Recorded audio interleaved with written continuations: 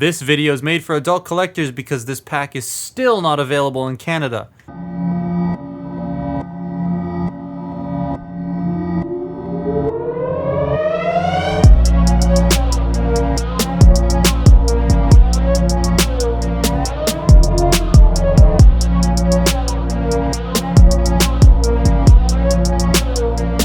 The title says nerd. Literally me.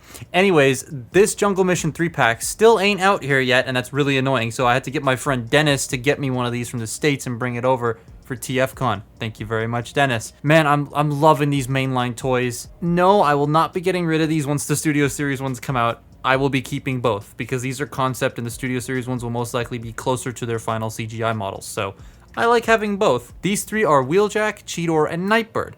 And before I go any further, this is Wheeljack. I don't care about any of the discourse surrounding his design or name. I could not care less. The whole community beat the shit out of this dead horse, so it's just annoying now.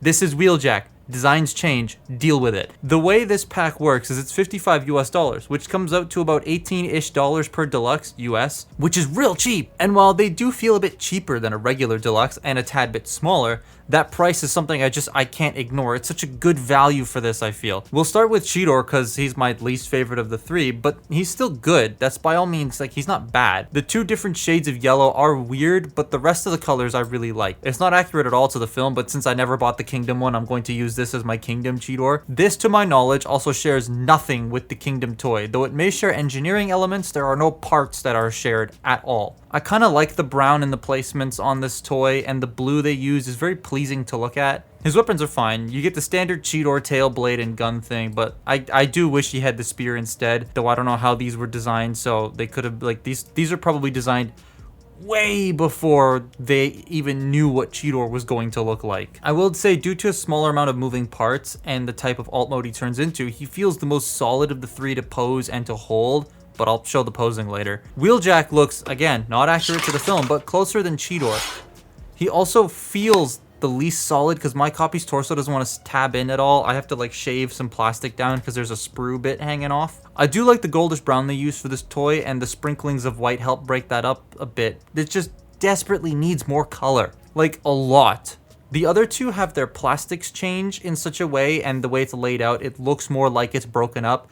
But this guy doesn't, and he desperately needs those colors. I'm so glad Toy Hacks made a sheet for this guy because I will be buying it. I do like how on this version they tried to get the door wings to work. It's a much cheaper deluxe, so I wasn't expecting it to try to work, but they tried. Doesn't accomplish it fully, but they tried. The gun he comes with is weird though. It looks like it's got a tumor on it. It's a very weird space looking gun. And the hands. Why did they only paint the top of the fists? It's so strange. But I still like Wheeljack. Nightbird, though, she's the best out of the set for me. Again, not accurate because concept art, but it's the closest to the final design of the three. I love the way she wears the car kibble on her hips. It does get in the way a bit, but it looks really cool. It just sort of reminds me of all the stuff she had on her back and on her legs in the film. It's at least they tried to get it all there. The backpack does stick out a bit for me though. I wish it would have like folded in a bit more, but mainline deluxe. Also, you can store the sword underneath, which is really cool. The goldish brown here does look a bit off. Like there's probably concept out there of her in this color, but it just looks weird to me. She does have her claw, albeit only one, and she does have her sword. Again, only one. She had two of these in the film each, but you know, budget, it probably only comes with one. I have seen people buy two of these figures to like give her both, but I'll just wait for the Studio Series for that. But she's still my favorite of the three because she looks the most dynamic and can be the most dynamic and has a quote-unquote interesting transformation, which I'll show later, but both modes rock. So their articulation is pretty standard. However, there's some surprises in a couple of them. So let's just start with Cheetor. Nightbird fell over. So Cheetor's probably the one with the most basic amount of articulation, sort of. He doesn't have any sort of surprises in him, but the head is on a ball joint. However, it's a little limited due to how this headpiece works. Shoulders, ball joint, in and out, bicep, elbow. Elbow doesn't bend all the way, 90 degrees. It's like 80 degrees. The wrist can rotate and fold inward for some reason. He does have a waist joint. He got hips on ball joints. He got thigh rotation, 90-degree knee bend, feet up and down, and a tilt.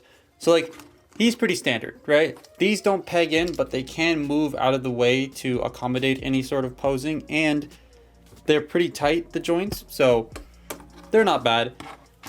Nightbird is a little limited. I was hoping she'd be a little bit better because of, you know, the fact that she's Nightbird. She's really acrobatic in the film, but no. Here, it all comes down to this junk on her hips. So the head, again, ball joint. You can do whatever you want with it. Shoulders are on ball joints and another hinge joint. Oops. Don't unpeg the backpack. So you can get the arms to go out, but they only go out about that far because of the wheels. You do have a bicep rotation, a single jointed elbow, nothing at the wrist. You do have a waist joint, however, it is limited because of all this stuff on the back. So these parts right here, I wish they could have folded in a bit because they do collide with this part sticking out of the backpack. So you do get some hindrance in the waist joint. And then when you move it, these parts, the hips, collide with this part of the backpack. So while these look nice, they're not exactly the most functional. Legs can go forward, back, in and out, thigh rotation.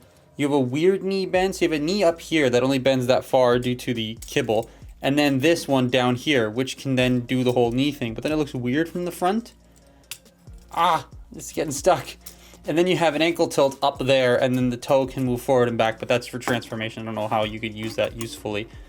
But she's fine. In contrast, Wheeljack, oh, that's the wrong one. Wheeljack, I don't know why he's so poseable. So the head is on a ball joint. Again, you got all your sorts of range of motion. Apparently the glasses are detachable. I'm not risking it because I've heard people break them. Shoulders are on, well, the wings can move in and out. Shoulders are on ball joints. They can go forward and back, in and out. Butterfly joints. Butterfly joints on Wheeljack. They're not that huge, but they're still there. They're transformation joints, but they just have enough clearance to be used as freaking butterfly. Okay. You have a bicep rotation, single jointed elbow, nothing at the wrist.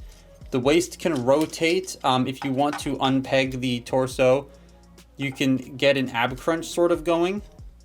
So you can do that if you wanted to.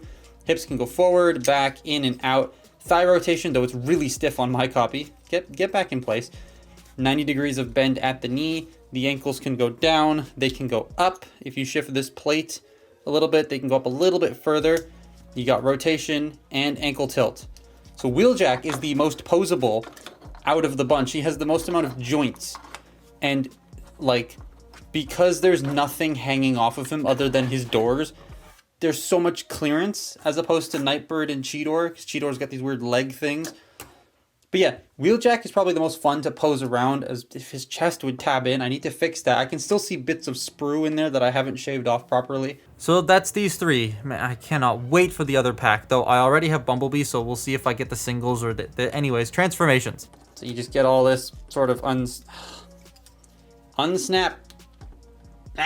Oh, there we go. What's cool about Cheetor is you can take his weapons, come back here, and you can store his gut blaster in his gut. I like that. Then you just fold the arms in and peg them into the PP section. Get him pegged in. I had someone get mad at me for saying the word PP. They're like, oh, you're immature, blah, blah, blah. I'm sorry you have no sense of humor and you have no joy in your life. It's funny. Be funny. Okay, one thing you're going to want to do here is you're going to want to peg the tail in now, because once you start transforming all this stuff, come on, there we go. Get all this out, rotate it all in, close it back up. This entire leg will then go and clip into and sit in a divot in the tail. And then pegging the tail in afterwards is a bit annoying, so I would recommend doing that now before anything else. Get that all situated, peg it in, and there you have the back legs all done. There you have, there's Cheetor, there he is. Wheeljack's easy, you just fold the feet out like this, and he transforms kind of just how you would expect a van to transform. Now, one thing to note about Wheeljack is his head. You want to sort of like push it down, get this over, and then slowly rotate the head up while pushing the chest up. That way you get it out of the way. Otherwise you could potentially, snap the head off, and that's not good. There's just not enough clearance in there to get that thing out. And because there's just not enough clearance to see in there, it can be difficult. There we go. There, I got them all lined up. Then you can get the feet in place. Get the back section down. This doesn't like to tab in properly on my copy for some reason. It never wants to stay in place, which is annoying. Fold these suspenders out. Make sure you don't squish those in. And then just get the arms in place. Boom. Boom. Make sure it's all nice and squeezed together. Van. Nightbird time. Okay, now we have her like this. You have to rotate the hip and fold the thigh. Focus on the toy, you freaking idiot. The thigh into this gap while also pulling this out. Keeping this in the same orientation. And doing all that sounds complicated, but you're just pushing this. That's all you're doing. But you have to like get everything around everything else. And that's the annoying part. Like, there we go, I did it. But it's not the most fluid thing to do. And then you just bring this around and peg it into the arm. And there you go, you have the side of the car. Oh, and the panel under the heads come undone. Above the heads. That just came undone. And now I gotta redo the, oh my goodness. You know, I'll do that off camera, whatever. You fold this up and you have alt mode. And then weapon storage is really cool. You split this in half. Peg the sword in. Slide that into place.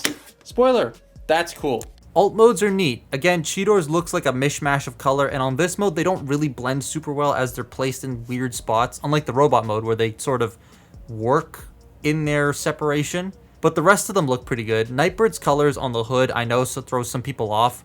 Pretty sure it's like this because that whole part is used as a hinge, and all the hinges are cast in a different plastic that's in this brown color on the brown sprue. So that's probably why this is the way it is. I don't really mind the color that much. I actually think it looks cool, but I feel like Toy Hacks, when they make their sticker sheet for this, will make a big sticker to color match it with the rest of the toy, which I will probably get. Love how the spoiler works on this. It's an excellent way of weapon storage. Same with Cheetor, everything sort of stores really well. But Wheeljack, they didn't make the effort to plug the gun underneath in the gap that's there. It just sort of sticks on top. Pain. Wheeljack's van, though, looks like a van.